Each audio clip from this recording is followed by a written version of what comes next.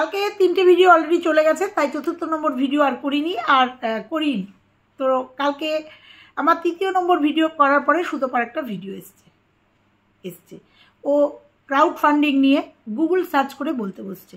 দেখো, তুমি যেটা বোঝাতে চেয়েছো সেটা সবাই বোঝে, সবাই বুঝেছে এবং সবাই জানে। আমার মনে হয় 65% মানুষ জানে। কিন্তু আজকে তোমাকে কেন হ্যারাস হতে হচ্ছে? আজকে তোমাকে গুগল সার্চ করে কেন বলতে হচ্ছে যে ক্রাউড ফান্ডিং এটা কোনো অন্যায় না, এটা ইন্ডিয়াতে বৈধ এবং এটা ডোনেট? কেন বলতে হচ্ছে, কেন বোঝাতে হচ্ছে? মানুষ কি বোঝে না? বোঝে। কিন্তু তুমি কেন হ্যারাস হচ্ছ? কারণ সেম কাজ তুমি করে রেখেছো। কেউ কাউকে টাকা দিলে, মানে ডোনেট করলে, কেউ কিউআর কোড দিয়ে, এই যে ডোনেশান, প্রিয়াও তো ডোনেশানই তুলেছিল ছেলের বিএমটি করানোর জন্য, করেনি, সে প্রসঙ্গ আলাদা, তার জন্য কিন্তু ছেড়ে দিইনি। কিন্তু তুমি প্রতিনিয়ত মেয়েটাকে কিভাবে তাকে অপমানিত করেছো প্রত্যেকটা ভিডিওতে।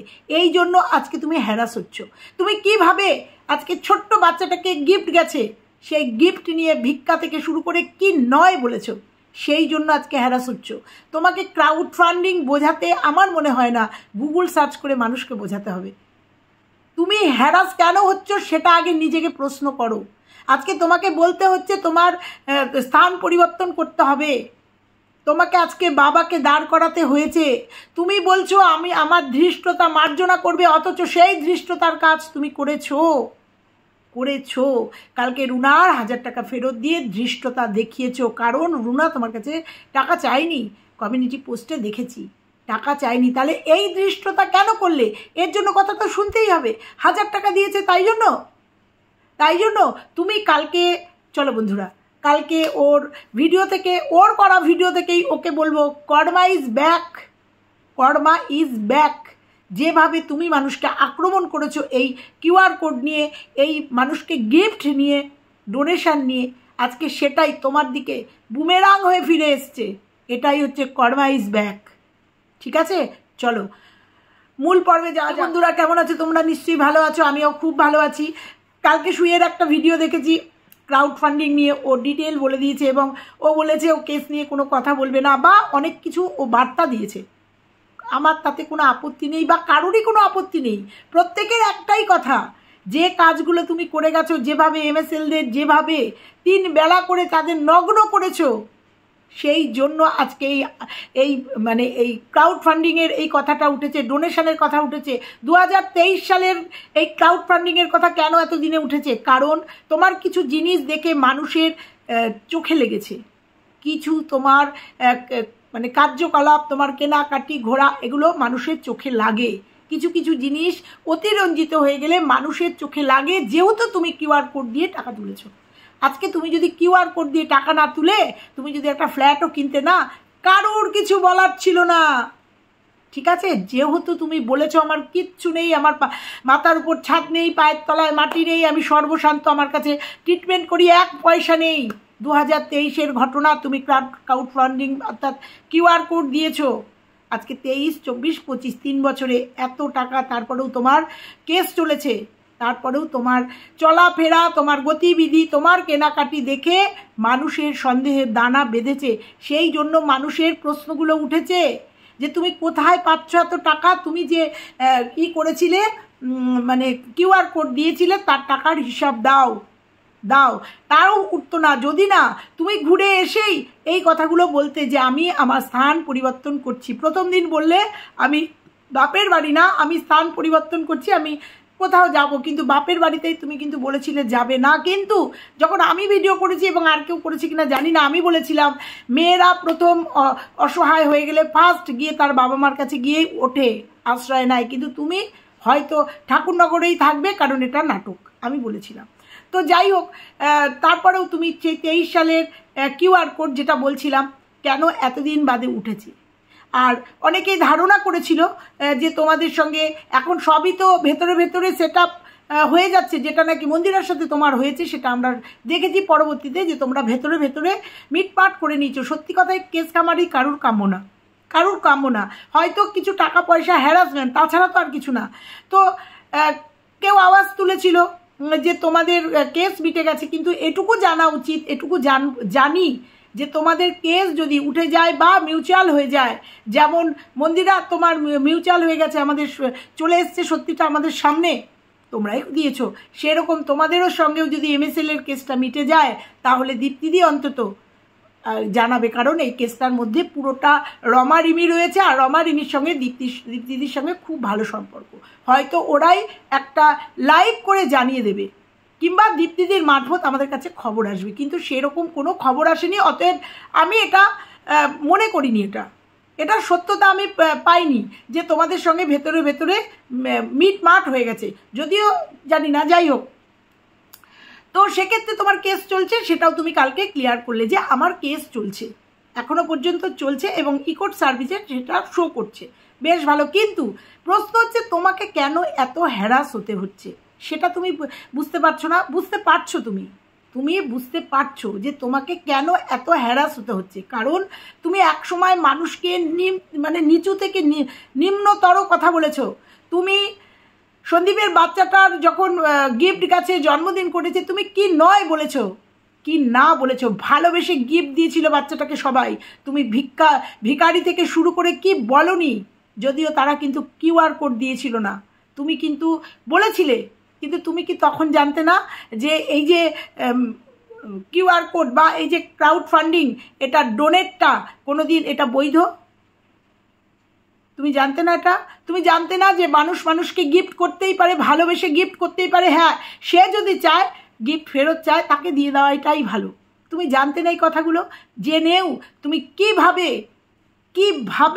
ওদেরকে নগ্ন করেছো, সেই জন্য আজকে কর্মা ব্যাক, সেই জন্য তোমাকে শুনতে হচ্ছে, আর কোনো কারণ নেই। তুমি প্রিয়াকে যেভাবে শুনিয়েছো, যেভাবে মেয়েটা অসুস্থ হয়ে গেছিল, তারপরেও সে তার প্রচুর টাকা এখানে ওখানে সেখানে ডোনেট করেছিল। তার ছেলেটা অসুস্থ, তাকে ট্রিটমেন্ট করাতে হয়েছে, তার অপরাধ BMT না করিয়ে সে পুনেতে ট্রিটমেন্ট করিয়েছিল, আর তার অপরাধ সে ডোনেশন মানে QR কোড দিয়েছিল। তাহলে আয়ুষকেও তো ভালোবেসে মানুষ দিয়েছিল ডোনেশন, অন্যায় তো করেনি কেউ। তাহলে তুমি কেন বলেছিলে সেই টাকার হিসাব দাও, হিসাব তোমাকে দিতে হবে, কেন বলেছিলে? তাহলে আজকে তোমার ক্ষেত্রে যদি একই জিনিস হয়, কেন তুমি হিসাব দেবে না? তুমি বলছো RTI করতে, হয়তো RTI করে জানবে সবাই, কিন্তু এটা অধিকার আছে তোমার কথা মতো, কারণ তুমি এই কাজগুলো করে রেখেছো, যার জন্য আজকে তোমাকে শুনতে হচ্ছে। তুমি বেচু নাম দিয়ে ফেলেছো, বেচু, কারণ সে তার বউকে নাকি বিক্রি করে ইনকাম করেছে, অথচ সেই একই কাজ তুমি করছো, তোমার হাজব্যান্ডকে বিক্রি করছো। তাহলে লোকে যদি এখন তোমাকে হাজব্যান্ডকে বিক্রি করার জন্য বেচু, মানে সম্মান বিক্রি করার জন্য বেচু বলে, অপরাধ করবে। হয়েছে অশান্তি, মেনে নিলাম, আমাকে অনেকে সেই কমেন্ট করেছে, ওদের মধ্যে অশান্তি কার নেই, অশান্তি হয়েছে, মেনে নিলাম। তারপর তাই বলে স্বামীর মানে সম্মান তুমি এইভাবে ধুলোয় মিশিয়ে দেবে? আজকে প্রমাণ করতে হবে যে তোমার স্বামী তোমাকে খারাপ কথা বলে, আর যার জন্য কিছু মানুষ তোমার স্বামীকেও গালাগালি করবে, তুমি জানো, কারণ তুমিই বলছো তোমার স্বামী ভালো না, তুমি প্রমাণ করছো, কারণ তুমি একসময় প্রমাণ করেছো যে একজন ভদ্র মানুষ, স্বভাবে চরিত্রে শিক্ষায় একটা ভদ্র মানুষ, তোমার মানে গুড হাজব্যান্ড, কেয়ারি হাজব্যান্ড, সেই হাজব্যান্ডকে তুমি নামিয়ে দিয়েছো। এখন যদি তোমার হাজব্যান্ডকে কেউ উল্টো সুরে গান গায় এবং উল্টো সুরে তোমার হাজব্যান্ডকে যদি বাজে কথা বলে, সহ্য করতে পারবে তো? অন্যায় হবে কি তাদের? কারণ তুমি সেই রাস্তাটা দেখিয়েছো। অন্য যদি বউকে নিয়ে কিছু বলে সে হয়ে যায় বেচু, আর তুমি কি হও তুমি ভিডিওর প্রথমেই বললে ধৃষ্টতা মার্জনা করো, আমি কারুর টাকা ফেরত দিতে চাই না, কিন্তু কেউ চাইলে আমি তার টাকা ফেরত দিয়ে দেবো, আমাকে ধৃষ্টতা মার্জনা করো। অথচ কমিউনিটি পোস্টে দেখছি তুমি রুনার টাকাটা ফেরত দিয়ে দিয়েছো। রুনা কি তোমার কাছে টাকাটা চেয়েছে? এটা ঔদ্ধত্য না, এটা অহংকার না। এবং ওর কমেন্ট বক্সেই দেখেছি যে তুমি 1000 টাকা দিয়েছো তাই ফেরত দিয়েছে, যারা এর থেকে অনেক বেশি টাকা দিয়েছে তারা চাইলে ফেরত দিতে পারবে তো না। তোমার কমেন্ট বক্সেও দেখেছি যারা টাকা দিয়েছে তারা অ্যাপ্রিসিয়েট করে গেছে যে আমরা দিয়েছি যখন আমরা ভালোবেসেই দিয়েছি। একদমই তো তাই, যারা যখন যাকে কিছু দেয় ভালোবেসেই দেয়, ভালোবেসেই দেয়, তার প্রয়োজনাতে তার অসময়ে তার পাশে এসে দাঁড়ায়, সেটা নিয়ে যদি তিক্ততার সৃষ্টি হয় খুব খারাপ লাগে বলো? খুব খারাপ লাগে না? যেটা নাকি প্রিয়ার ক্ষেত্রে, আমাদের বাচ্চা ছেলেটার ক্ষেত্রে হয়েছিল, আর সেটা নিয়ে দিনের পর দিন ভিডিও করেছিলে তুমি, দিনের পর দিন। তাহলে বুঝেছিলে তাদের কেমন লেগেছিল? তাদের কেমন লেগেছিল বুঝেছিলে? আজকে তোমাকে, গতকালকে তুমি বসে গুগল সার্চ করে তোমাকে ক্রাউড ফান্ডিং বোঝাতে হয়েছে, ক্ল্যারিফিকেশন দিতে হয়েছে ক্লাউড ফান্ডিং মানেটা কি। সবাই বোঝে, সবাই বোঝে, যারা কিউআর কোড দিয়ে টাকা তোলে, সেটা যারা দেয় সবাই জানে। ভালোবেসে কারুর থেকে তুমি কারোর অ্যাকাউন্ট থেকে টান দিয়ে নিয়ে আসুনি, কারোর ব্যাগের চেন খুলে তুমি টাকা নিয়ে আসুনি, বা কাউকে ফোর্স করনি। তুমি না, যারা কিউআর কোড দেয় কাউকে তুমি, তারা ফোর্স করে না, যারা দেয় তারা ভালোবেসে দেয়। কিন্তু সেইটা নিয়ে যখন নোংরামি হয় তখন খারাপ লাগে, খারাপ লাগে। হয়তো কেউ বা কারা 2-1 বা 5-7 জন কেউ হয়তো দেখেছে তো যে তোমার কেস চলছে, তুমি ক্রাউড ফান্ডিং করে টাকা তুলেছো, অথচ তোমার বিলাসিতার শেষ নেই। তাহলে যে মেয়েটার কেস রানিং চলছে এখনো পর্যন্ত, এখনো কোনো ফয়সালা হয়নি, তার মানে তার কেস চলছে। তাহলে সে, তার এত বিলাসিতা আসে কোথা থেকে? এটা একমাত্র কিউআর কোড দিয়েছে জন্যই এই প্রশ্নটা দর্শক বা ভিউয়ার্সরা বা ক্রিয়েটার্সরা করছে। আজকে তুমি যদি কিউআর কোড দিয়ে টাকা না তুলতে, তুমি যদি আজকে কাশ্মীরেও যেতে, কেউ কোনো কথা বলার সাহস পর্যন্ত পেত না। বুঝেছো? কারণ তুমি বলছো না আমার আইফোনটা কেনার পর থেকেই কি জানো কিসের আগুন এরম জ্বলে উঠেছে, উঠবেই। কারণ এই জায়গাটা থেকেই তুমি টাকা তুলেছো। এগুলো মানুষের দৃষ্টির বাইরে নয়। যারা তোমাকে টাকা দিয়েছে, 2-1 জনের যদি মনে হয়েছে যে তুমি টাকা এইভাবে তুলেছো, তুলে তোমার কেস চলছে, তাহলে কি তোমার কেসটা মিটমাট হয়ে গেছে? সেই জন্য তুমি বিলাসিতা করছো? হয় এটা তুমি হলেও করতে। তোমার রান্নাঘর, তোমার পায়খানা, বাথরুম, তুমি একটার পর একটা বড় বড় অ্যামাউন্টের কাজ করেছো, বড় বড় অ্যামাউন্টের কাজ করেছো। সেই জন্য মানুষ তোমাকে আঙুল তুলছে তোমার দিকে। আর তার সাথে তোমার করে রাখা কিছু কৃতকর্ম, তার জন্য মানুষ আঙুল তুলছে। তার জন্য তোমাকে তোমার বাবাকে দাঁড় করাতে হয়েছে, তোমার বাবাকে আপডেট দিতে হয়েছে। তাহলে প্রসঙ্গ তো বলতে হয়।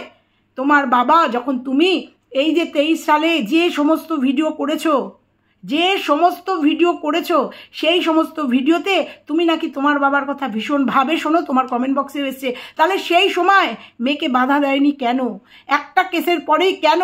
বা এই রকম একটা যখন মানে গরম ওয়াইটি এইরকম নোংরা নোংরা ভিডিও 3টে করে নামছে, তখন তোমার বাবা মা বা তোমার বাবা কেন তোমাকে বলেনি এই ধরনের ভিডিও করবি না? কেন বলেনি? তো এক সময় তুমি বলেছো আমি সংসার ছাড়তে পারি কিন্তু ইউটিউব ছাড়বো না। ছাড়বেই বা কেন? কারণ এটা একটা আর্নিংয়ের জায়গা। কেন তোমার বাবা বলেনি? আজকে প্রসঙ্গ তো উঠতেই পারে, আজকে তুমি ইনকাম করছো, তাই হয়তো বাবার বাড়িতে গিয়ে থাকলে তোমার কোনো অসুবিধা হবে না। যেটা টিনুর ক্ষেত্রেও আমরা বলেছি যে টিনু যেহেতু পয়সা ইনকাম করছে, তাই টিনুকে রাখতে কোনো অসুবিধা নেই। তোমার ক্ষেত্রেও সেটা প্রযোজ্য নয় কেন? আজকে তুমি ইনকাম করছো তাই তোমার বাবার বাড়িতে, কিন্তু তুমি প্রথমে বলেছিলে বাবার বাড়িতে যাবে না, তুমি থাকবে। সেটা তুমি তোমার নিজস্ব ব্যাপার, যা দেখাবে তাই বলবো। তাহলে আজকে তোমার বাবার বাড়িতে তুমি যাচ্ছ, বাবাও হয়তো ভাবতে পারে যে মেয়ে আসলে আমার ঘরে বসে খাবে না, কারণ মেয়ের একটা ইনকাম আছে। তাহলে বলবো বাবা সেদিন কেন বাবা শক্ত হাতে মেয়েকে শাসন করেনি? আজকে যেমন বাবা সাহারা দিচ্ছে, এটাই তো বাবা মার কর্তব্য। কিন্তু সেদিনকেও কর্তব্য ছিল বাবাকে শক্ত হাতে শাসন করার। এই ধরনের ভিডিও করবি না। আমি যদি ভুল বলি আমাকে বলো এসে, বা আমি যদি ভুল বলি আমার ভিউয়ার্সরা যেন আমাকে এসে বলে। কালকে ওর বাবাকে দেখে সত্যি খারাপ লাগছিল যে বাবাকে মেয়ের কৃতকর্মের জন্য, মেয়ের বিশ্বাসের জন্য বাবাকে ওয়াইটিতে এসে, ইউটিউবে এসে, সোশ্যাল মিডিয়াতে এসে আপডেট দিতে হয়েছে মানুষকে বিশ্বাস করানোর জন্য। এবং কমিউনিটিতে লিখতে হয়েছে যে তোমাদের তুহিন বাবুকেও দরকার হলে আপডেট দেবো, কারণ মানুষ জানতে চাইছে। স্বাভাবিক, বিশ্বাস করতে পারছে না কেউ, কারণ এরকম কাহিনী বহুবার হয়েছে। সেই জন্য কেউ বিশ্বাস করতে চাইছে না, বলছে তুহিন বাবুর আপডেট চাই। আমি সম পরিমাণ দোষ আমি তুহিনকেও দেব।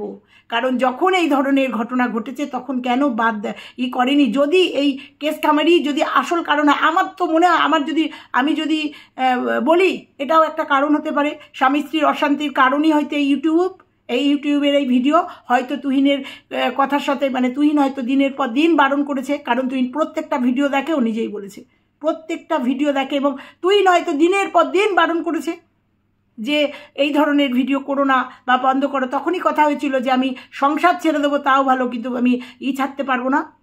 হয়তো এই ইউটিউবের এই কন্ট্রোভার্সি, এই ধরনের কন্ট্রোভার্সি করাই হচ্ছে অশান্তির মূল কারণ, হতেই পারে তো।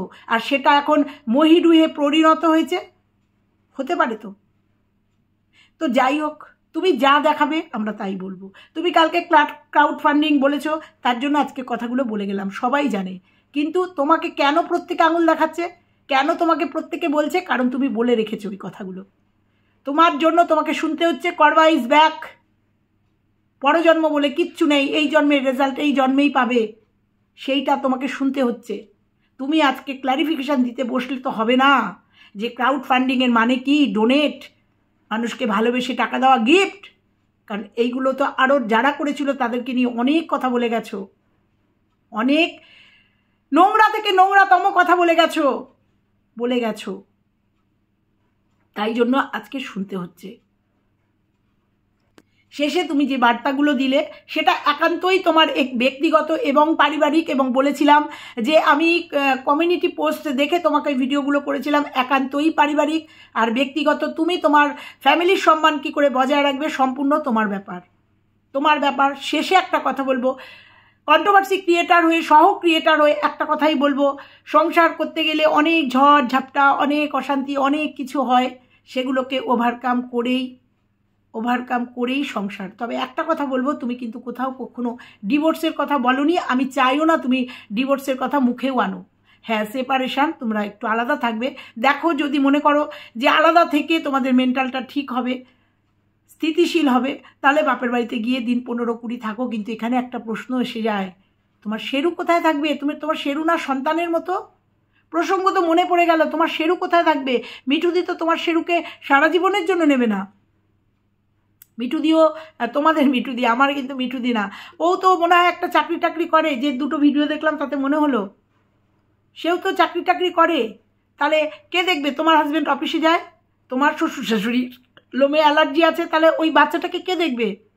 তুমি নিয়ে যেতে পারবে না। শুনেছি তোমার বাপের বাড়িতেও অবজেকশন আছে ওই বাচ্চাটাকে নিয়ে, মানে এই তোমার শেরুকে নিয়ে অবজেকশন আছে। সেই জন্যই বোধহয় মারুর বাড়িতে ওকে রেখে তুমি 2-3 দিন থেকেছিলে বাপের বাড়িতে, 2 দিন বোধহয় অবজেকশন ছিল বা আছে। তাহলে তুমি বাচ্চাটার কথা কি ভাবছো? দেখো, তোমার ভিডিও থেকেই প্রশ্ন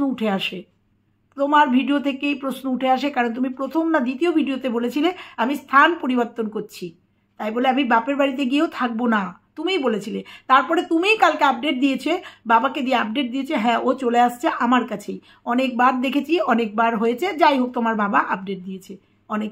তাহলে এই বাচ্চাটা, ওই তোমার শেরু, সন্তান তুল্য শেরুর কি হবে? খুব ভালোবাসো তো তুমি ওকে, প্রশ্ন তো আমাদের থেকে যায় না এগুলো। তবে সব থেকে শেষে বলবো, ওসব বাদ দিয়ে অ্যাডজাস্ট করো। মেয়েদের সারা জীবন অ্যাডজাস্ট করতে হয়, সারা জীবন মেয়েরা অধীনেই থাকে। যতই বলে মেয়েরা এগিয়ে গেছে, মেয়েরা স্বাধীন, না, মেয়েরা বিয়ের আগে বাবার অধীন, মানে বাবার অধীন কথাটা অন্যভাবে না, বাবার মানে হেফাজতে, মানে বাবার একটা গাইডনেস বলতে পারো।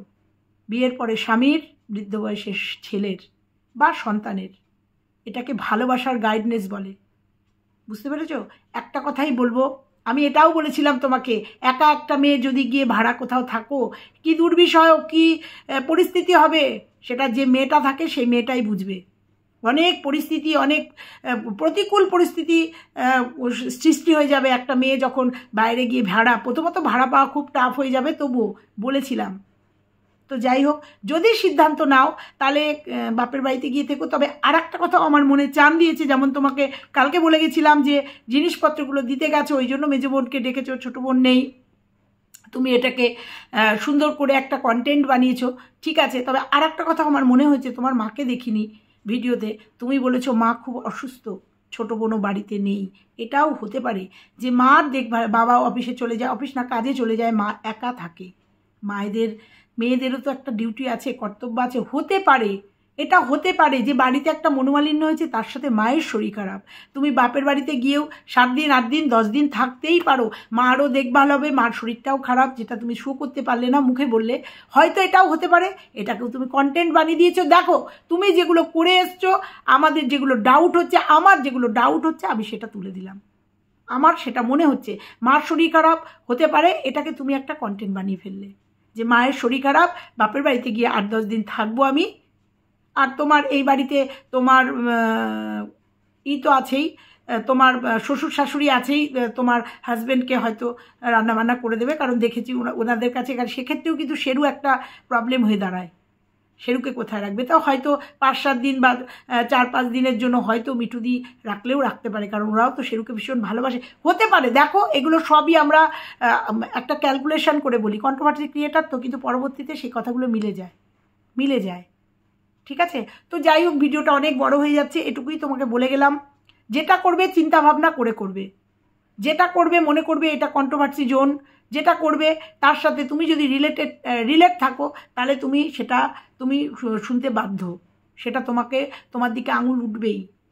হ্যাঁ, একটা বার্তা দিয়েছো, যারা টাকা দিয়েছে তারা যদি মনে করে টাকা ব্যাক করবে, তারা তোমার সাথে যোগাযোগ করে যেন টাকা নিয়ে নেয়। প্রিয়াও তো দিয়েছিল গো এই বার্তাটা, যারা টাকা চায় আমার সঙ্গে হোয়াটসঅ্যাপে যেন যোগাযোগ করে, তাদের টাকা ফেরত দেবো। প্রিয়াও তো দিয়েছিল, কিভাবে অ্যাটাক করেছিলে মনে আছে?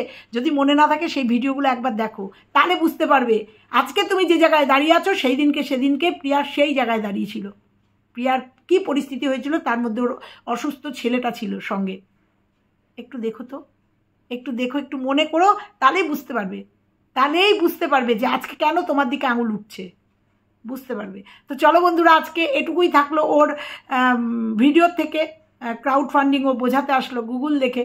তো গিফটই হয়, যে যাকে দেয় সেটা ভালোবেসেই দেয়, এটা মনে রাখা উচিত।